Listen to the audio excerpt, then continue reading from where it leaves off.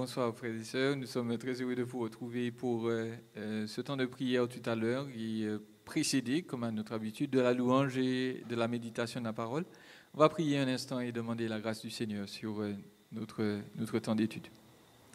Seigneur, merci pour l'assurance que tu nous donnes, que tu es toujours là et nous pouvons donc être confiants, quelles que soient les circonstances. Nous prions que justement, les difficultés de cette vie ne nous laissent jamais oublier que toi, tu es toujours plus près, que tu es toujours capable de pourvoir à nos besoins. Et donc, Seigneur, donne-nous cette foi comme un grain de moutarde afin que nous puissions toujours demeurer tout près de toi, confiants et heureux de savoir que tu t'occupes de nous mieux que quiconque. Merci pour cette grâce et nous t'avons prié dans le nom de Jésus. Amen.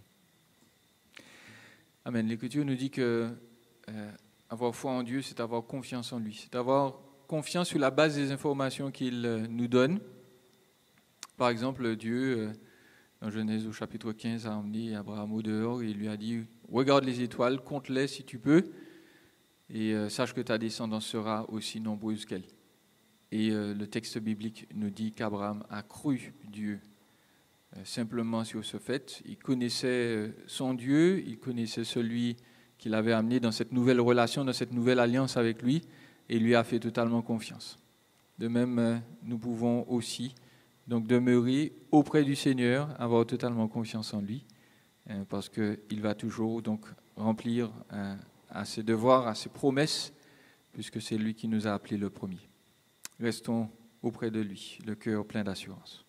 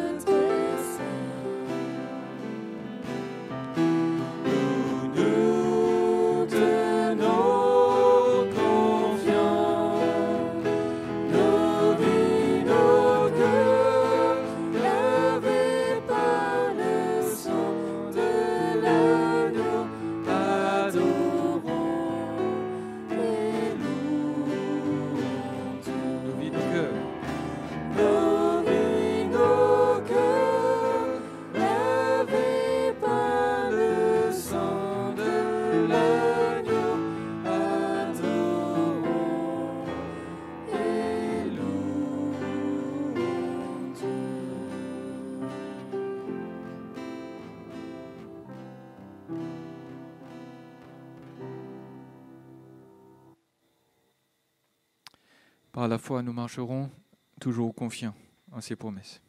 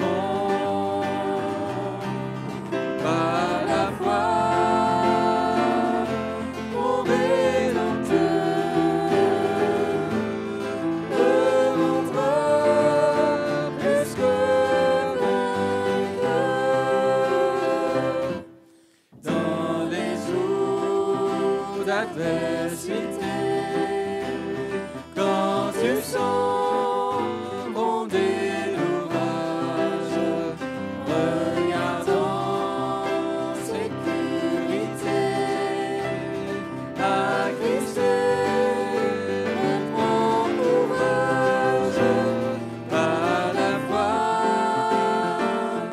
nous marcherons, à la fois nous triomphons, à la fois mon Rédempteur me rendra plus que vainqueur. Quand Satan veut te troubler, enlever ton espérance, ton passé te reprocher, que Christ soit ton assurance, à la fois nous marcherons, à la fois nous triomphons, à la fois mon Rédempteur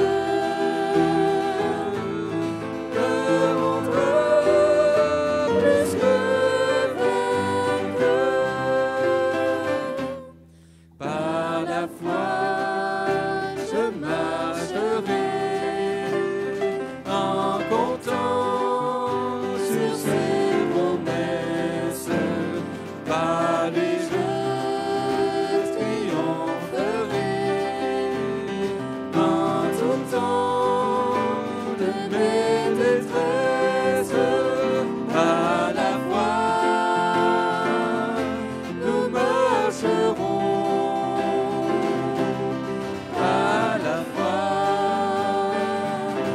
nous triomphons, à la fois mon Rédempteur me rendra plus que vainqueur.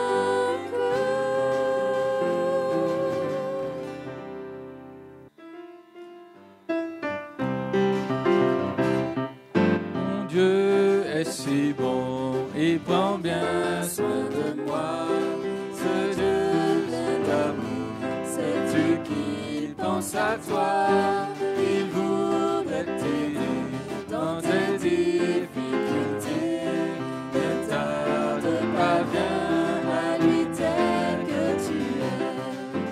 Dieu sait si bien ce qui te semble lourd, qui te fait mal, te trouble chaque jour. Il connaît tes chagrins, ta peur du lendemain.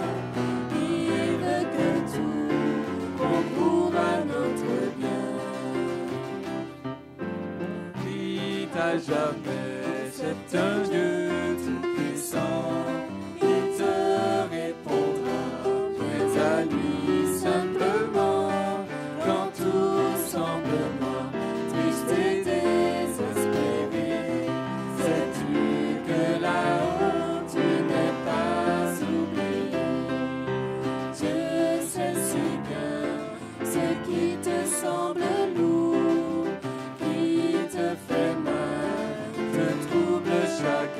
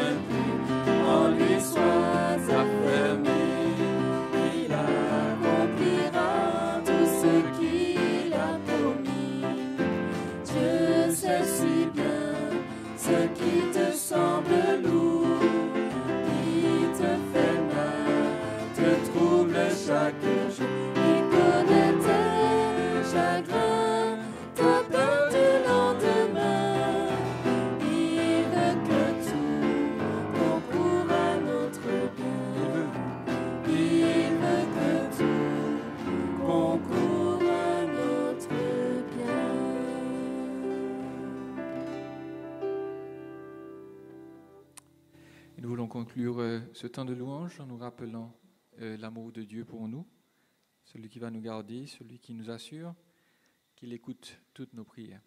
Dieu nous aime comme un Père.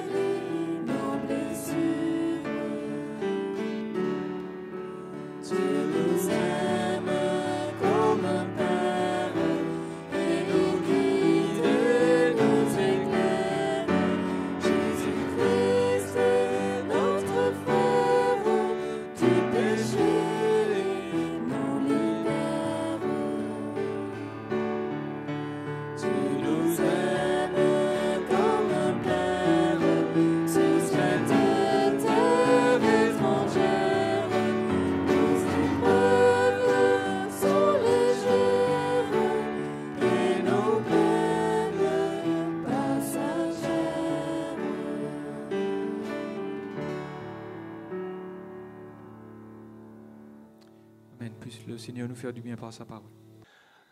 Bonsoir à tous. Bonsoir frères et sœurs. Nous prenons comme d'habitude notre temps de prière. Ensemble, nous allons donc d'abord passer un temps dans la parole.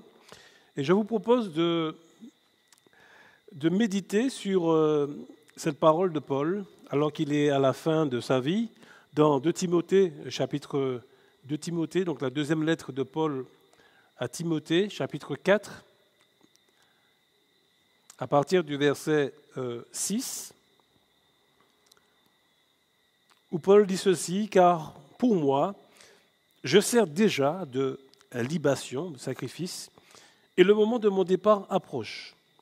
J'ai combattu le bon combat, j'ai achevé la course, j'ai gardé la foi.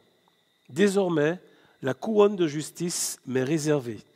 Le Seigneur, le juste juge, me la donnera dans ce jour-là, et non seulement à moi, mais encore à ceux qui auront aimé son avènement. » Voilà donc les propos de Paul sur lesquels nous allons méditer et qui servira d'introduction à ce temps de prière. Donc Paul, nous avons intitulé, du moins, on pourrait intituler donc cette méditation « J'ai gardé la foi ». Ce texte de Paul, bien sûr, c'est un texte qui devrait nous interpeller, puisque Paul, pour revenir au contexte, plus précisément de cette parole de Paul, alors que Paul approchait donc la fin de sa vie, Paul pressentait, il le savait, il pouvait légitimement et sans regret ni remords arriver à un bilan, à examiner, je dirais, cette fin de vie. Et Paul donc pressentait cela. Et donc il va examiner sa vie selon 3 perspectives. La première perspective, c'est la réalité présente de la fin de sa vie, qui est là, pour bien sûr laquelle il est prêt. Deuxièmement, le passé, au cours de laquelle, bien sûr, Paul avait fait preuve de fidélité, au verset 6. oui, je sers déjà de libation et le moment de mon départ approche. J'ai combattu, j'ai achevé la course, j'ai gardé la foi. Et puis, selon cette troisième perspective, Paul examine donc l'avenir qu'il envisage avec espérance. L'espérance, bien sûr, d'avoir une récompense céleste. D'ailleurs, ce qu'il dit, que désormais la couronne de justice m'est réservée, le Seigneur, le juste juge, me la donnera dans ce jour-là. Donc, la réalité présente de sa vie, Paul l'aborde, pour laquelle donc il est prêt. Le moment est arrivé, dit-il. Deuxièmement, le passé, et au cours de laquelle il avait fait preuve de fidélité. Oui, j'ai combattu selon le bon combat, j'ai achevé la course, j'ai gardé la foi. Donc Paul a fait preuve de fidélité dans la foi. Et puis, bien sûr, il envisage, comme il le dit, l'avenir avec une belle perspective, une espérance de recevoir donc cette récompense. Donc d'abord, Paul a brillamment, on va le dire comme cela, terminé ce ministère apostolique, qui n'était pas un ministère facile. Parce que Paul a beaucoup souffert. Paul a rencontré beaucoup d'opposition, beaucoup d'hostilité à l'Évangile. D'ailleurs, certains ont cherché à plusieurs reprises, ont cherché à le tuer, à le supprimer, à l'éliminer. Et pour Paul, ce n'était pas facile. Et Paul donc examine cette réalité, bien sûr, de la vie qui est devant lui, cette fin de vie. Et il, bien sûr, il sent que la mort arrive, comme il le dit, il le pressent même, mais il est prêt, et il aborde avec confiance ce qui, dans quelques jours ou dans quelques heures, va arriver. Donc il a gardé la foi, comme il dit, dans les bons comme dans les mauvais moments. Il n'a pas dévié de la course. Il a gardé le but de la vocation céleste dont il avait évoqué. Il ne regarde ni à gauche, ni à droite, ni derrière, mais il ne fait qu'une seule chose, qu'il regarde devant lui. Et Paul n'a jamais cessé de regarder devant lui, parce qu'il avait confiance. Il avait preuve de confiance, de foi, sans jamais abandonner, sans jamais regretter. Comme il le dit, oui, j'ai combattu le bon combat, j'ai achevé la course, j'ai gardé la foi. La foi dont il est question ici est, bien sûr, la confiance totale à l'égard des promesses précieuses que Dieu nous a laissées, de la révélation biblique, de la parole de Dieu. Cette confiance dans le Dieu de l'Écriture qui, sans doute, lui a donné, et Paul l'a expérimenté, a vécu le pardon de Dieu, il a vécu le fait d'avoir été délivré de ses péchés, délivré de la condamnation, eu part à un salut d'un grand prix. Paul avait expérimenté tout cela.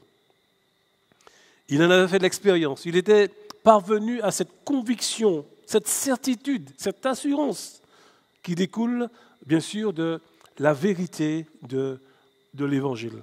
Et un petit peu comme l'auteur aux Hébreux qui en parle de cette foi, de cette ferme assurance, de cette démonstration de foi. Et il va même dire, cet auteur, que pour l'avoir obtenu, certains ont été prêts à subir. Et c'est ce que Paul a vécu, en fait. Sans jamais dévier, sans jamais se décourager. Paul ne parle pas de la foi qui sauve, car elle vient de Dieu.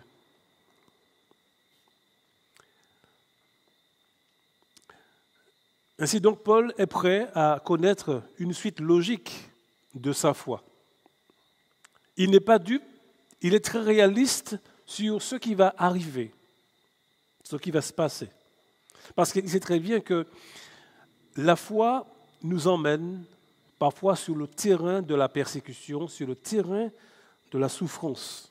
Et Paul l'avait dit que ceux qui voudraient d'ailleurs vivre pieusement rencontreront la persécution et même la mort. Paul le savait pertinemment.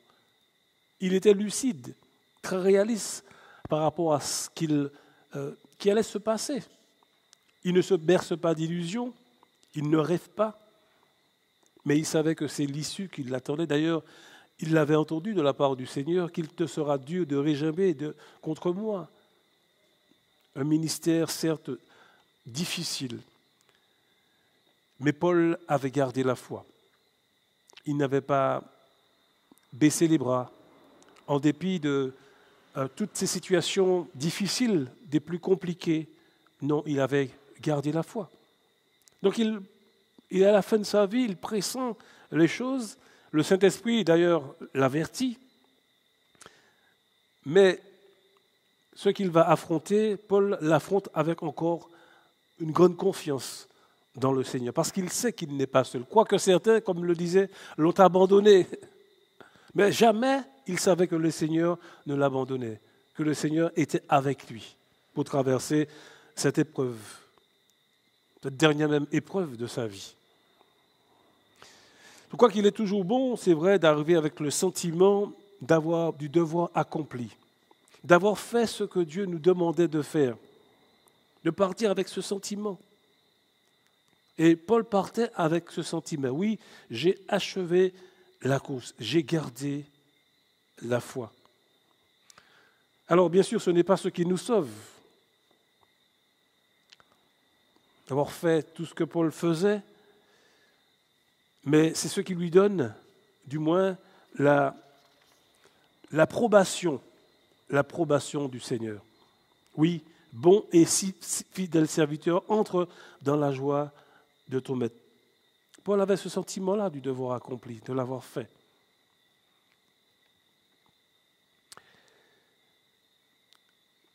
Ainsi, donc, il va, après avoir parlé de cet examen, de ce qui va lui arriver, il examine le passé au cours duquel il avait fait preuve, justement, de fermeté, de fidélité.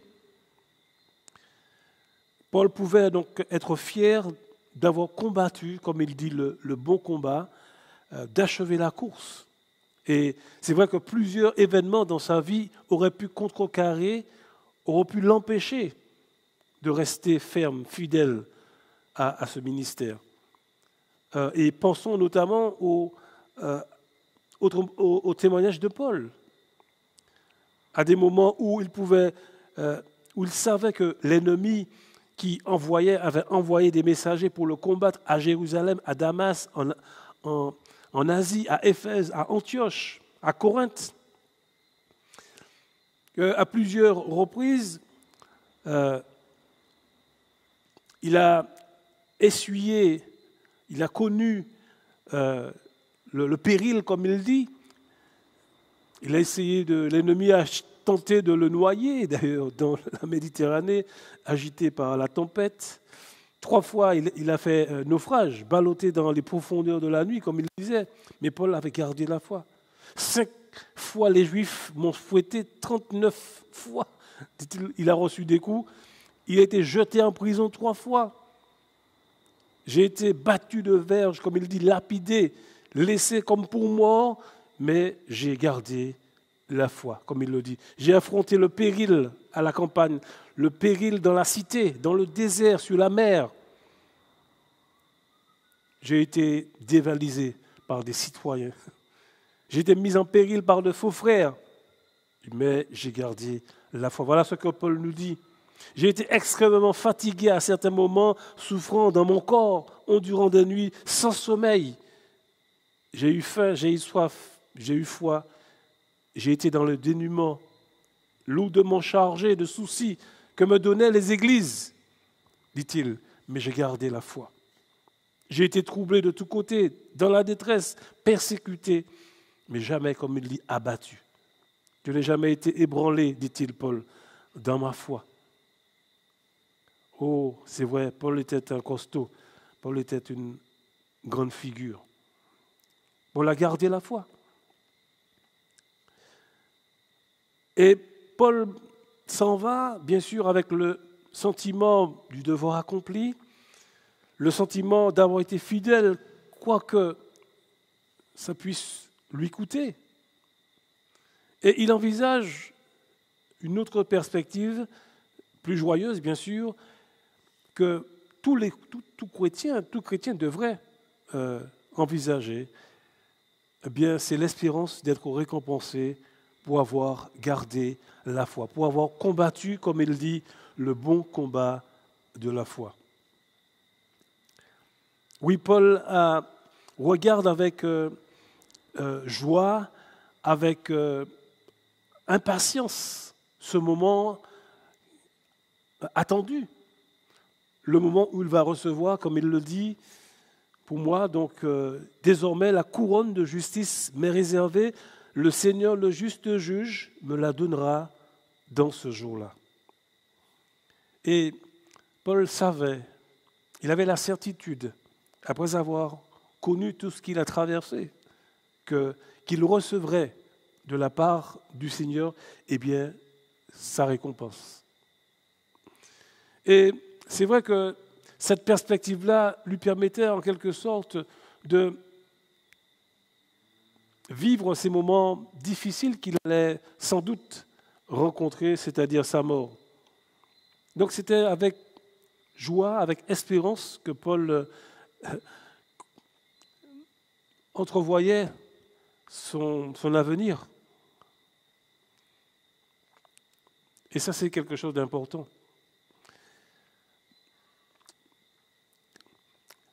En tant que chrétien, par rapport à ce que Paul nous dit, cet examen de conscience qui s'impose à nous, 3 examens, la perspective de cette réalité présente. Et en tant que chrétien, peut-être actuellement, en tant que serviteur de Dieu, nous traversons des moments difficiles. Mais est-ce que nous gardons à l'esprit, est-ce que nous restons, en tant que serviteurs de Dieu, fermes dans notre foi? En dépit de tout ce que nous pouvons connaître, est-ce que nous ne sommes peut-être pas tentés de dévier, de nous décourager? C'est vrai que c'est des choses qui sont possibles. Mais je crois qu'il est bon de se rappeler que l'œuvre du Seigneur, c'est vrai que ce n'est pas une œuvre facile. Jésus lui-même nous l'avait déjà dit, que nous aurions beaucoup de tribulations dans ce monde, beaucoup de souffrances. Et c'est un fait que tout chrétien devrait, je crois, intégrer dans ce fonctionnement, comme s'il nous arrivait quelque chose d'étrange. D'ailleurs, c'est ce que l'apôtre Pierre dit, quand nous nous retrouvons dans la fournaise de l'épreuve, c'est comme si c'est quelque chose de nouveau qui nous arriverait. Non, Paul nous dit non. Et Pierre le dit que non, c'est quelque chose qui est inscrit dans la vie du chrétien. Et Paul le savait. Paul ne se berçait pas d'illusions. Et il s'attendait à cela. Il avait intégré dans son fonctionnement ces choses-là, parce qu'il savait que vivre, marcher pour Jésus, eh bien, c'était aussi aller au-devant de toutes ces choses-là. Mais Paul savait qu'en dépit de cela, qu'il recevrait quelque chose de grand prix. D'ailleurs, c'est un petit peu l'idée de Paul quand il dit que dans Romains chapitre 8, quand il dit que j'estime que les souffrances du temps présent, les choses que nous vivons actuellement, eh bien, ne sauraient être comparées à la gloire à venir qui sera révélée pour nous. Et c'est un petit peu cette idée de Paul que ce que nous vivons actuellement n'est pas comparable à ce qui nous attend. Parce que ce qui nous attend est beaucoup plus important, pèse plus fort, plus lourd, et doit peser plus lourd dans notre vie, a plus de poids, plus d'importance en quelque part. Et c'est vrai qu'on nous donne plus d'importance à cette gloire qui nous attend, nous pouvons d'une certaine manière trouver un apaisement par rapport à ce que nous vivons. Oui, peut-être que nous traversons donc des moments difficiles, mais nous devons garder à l'esprit que Dieu pourvoit en dépit de tout, à nos besoins. Que Dieu ne nous laisse jamais seuls, mais qu'il est avec nous et qu'il nous soutient. Il est clair qu'en tant que chrétiens, nous ne pouvons pas perdre la foi, parce que la foi, elle vient de Dieu, c'est Dieu qui la donne.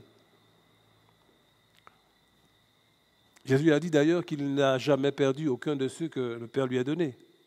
Aucun ne s'est perdu. Sinon, comme il disait, le fils de la perdition. Donc il y a en troisième lieu, en tant que serviteur, notre fidélité a son importance. D'ailleurs, Paul, dans l'examen de conscience qu'il faisait,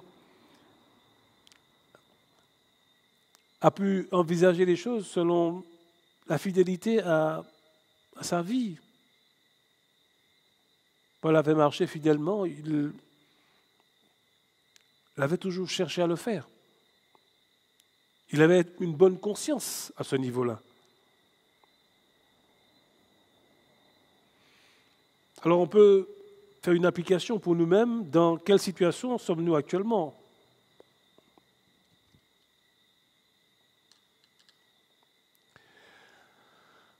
Dans quelle situation sommes-nous actuellement ? Sommes-nous fiers et fin prêts en tant qu'enfants de Dieu, en tant que serviteurs ? Quoi qu'il en coûte. Qu'avons-nous accompli comme tâche ? Et où en sommes-nous dans notre foi ? Est-ce que nous faisons preuve de fidélité dans notre vie actuellement ? C'est toujours important de partir avec une bonne conscience devant Dieu. Gardons-nous la foi ? Est-ce que nous gardons la foi dans les moments difficiles où nous perdons confiance dans le Seigneur ? Et puis, comment j'envisage l'avenir ? Est-ce que je suis confiant et rempli d'espérance, sachant que Dieu, à moi aussi, comme Paul le dit, non seulement à moi, Paul le dit, mais à tous ceux qui auront aimé son avènement. Aimer l'avènement du Seigneur.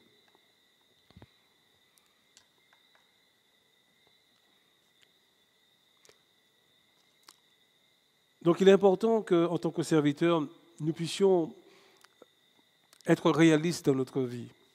Que la vie, la foi chrétienne, la vie chrétienne nous emmène sur des terrains de souffrance et même à rencontrer l'épreuve de la mort, comme Paul l'a connu. Paul le savait. Paul ne se faisait pas d'illusions. Parce qu'il était serviteur de Dieu et il savait qu'il rencontrait des épreuves à cause de sa foi. Et je pense qu'en tant que chrétiens aussi, nous ne sommes pas dupes. Nous devons aussi nous attendre à ça et être prêts à ça même. Nous devons aussi analyser notre vie. Faisons-nous preuve de fidélité ? Avons-nous le sentiment du devoir accompli, de faire que nous restons, oui, fidèles dans l'œuvre que Dieu nous a la responsabilité que Dieu nous a donnée. Parce que, comme je l'ai dit, quand nous faisons ce que Dieu nous demande, nous sommes, c'est vrai, censés recevoir de lui, eh bien, la récompense. Et Paul savait qu'il aurait cette récompense. Il n'est pas récompensé pour être sauvé, bien sûr, mais simplement parce qu'il a accompli pleinement sa mission et fidèlement. Donc que Dieu nous aide, en tant que serviteurs de Dieu, à, comme Paul, être très réaliste dans la vie chrétienne, à ne pas s'illusionner, à ne pas se tromper concernant le ministère. Il y aura forcément des moments où, c'est vrai, nous pourrions peut-être même être amenés comme Paul à souffrir, à connaître une fin de vie. Et ça, c'est aussi des perspectives que nous devrions établir en tant que chrétiens dans dans notre fonctionnement. D'ailleurs, des pasteurs, un des enseignants de l'Institut biblique nous disait qu'il y a 3 choses qu'un pasteur devrait s'attendre à tout instant, c'est-à-dire à mourir, à prêcher et à prier. Mourir, prêcher et prier. Et je me dis que c'est vrai, qu'en tant que chrétiens, nous devons nous attendre à tout. Parce que c'est dans le plan de Dieu. Oui. Et Paul donc savait cela. Donc le peuple de Dieu est un peuple qui est censé rencontrer des difficultés, censé connaître l'épreuve à cause du nom de Jésus. Et nous allons rencontrer l'épreuve à cause du nom. Et parfois nous-mêmes, nous pouvons souffrir et mourir, comme l'ont été les chrétiens de Rome, où Paul a su encourager et rappeler que si Dieu est avec nous, qui peut être contre nous, en dépit de tout ce que nous pouvons connaître.